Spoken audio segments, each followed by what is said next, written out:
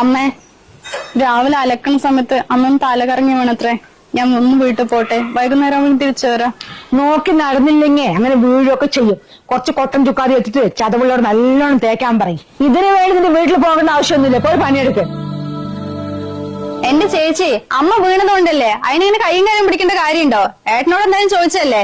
പിന്നെ ഞാൻ നാട് മുഴുക്ക അനുഭവം ചോദിച്ചു പോവാനാണെങ്കിലേ അത് നടക്കുന്ന കാര്യമല്ല. ചേച്ചി സമയം കളയാണ്ട് പോവാൻ നോക്ക്. അല്ല, ഇതുവരെ നീ ആരാ? രണ്ടാള് എന്റെ മരുമക്കളാ. ഞാൻ പറയുന്നതനുസരിച്ചിരുന്ന ഇവിടെ. അമ്മായിമ്മ ഭരണൊക്കെ പണ്ട്, അന്ന് ഇപ്പത്തെ പെമ്പിളേരോട് നടക്കില്ല. ചേച്ചി, ഇനിയും താഴ്ന്നു കൊടുത്ത ജീവിതകാലം മുഴുവൻ ഇവരുടെ അടിമയെ അവിടെ നിൽക്കേണ്ടി വരും. അതുകൊണ്ട് ചേച്ചി തീരുമാനിക്കും ഇനി എന്ത് വേണമെന്ന്.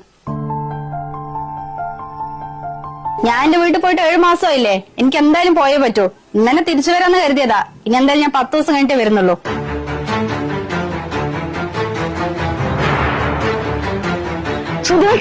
നിങ്ങളുടെ മൂത്ത മരുമോള് പറയുന്നത് കേട്ടോ. അവള് എന്നെ തിക്കസ്റ്റ് അവളുടെ വീട്ടിൽ 10 ദിവസം നിൽക്കാണത്രേ. ഇപ്പൊ ഡ്രസ്സ് മാറ്റി നിങ്ങൾ കണക്കിന് കൊടുക്കണേ.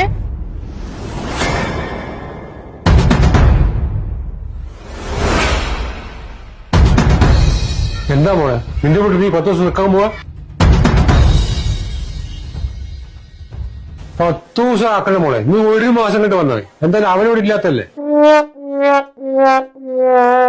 നീ കുറച്ചുകൂടി മോൾക്ക് നിൽക്കണേ, അതും കഴിഞ്ഞിട്ട് വന്നാൽ മതി. അവൻ വിളിക്കും, ഞാൻ പറയാം.